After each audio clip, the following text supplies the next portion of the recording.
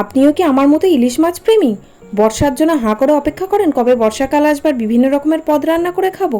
পাতুরি খেতে তো আমরা যারা ইলিশ প্রেমী তারা খুব ভালোই বাসি, তবে রোজ রোজ কলা পাতায় পাতুরি না খেয়ে একবার লাউ পাতায় বানিয়ে দেখুন। উপরি পাওনা কিন্তু একটা আছে, কলা পাতা কিন্তু খেতে পারবেন না, কিন্তু লাউ পাতাটাও খেয়ে নিতে পারবেন ভাতের সাথে, দুর্দান্ত লাগবে। তাহলে চলুন রেসিপিটা শেয়ার করি। প্রথমেই যেটা লাগবে সেটা লাউ পাতা, তারপরে যেটা লাগবে মাছগুলোকে লবণ, হলুদ, একটু কাশ্মীরি লঙ্কার গুঁড়ো, সর্ষের তেল দিয়ে খুব ভালো করে মাখিয়ে রেখে দিয়েছিলাম।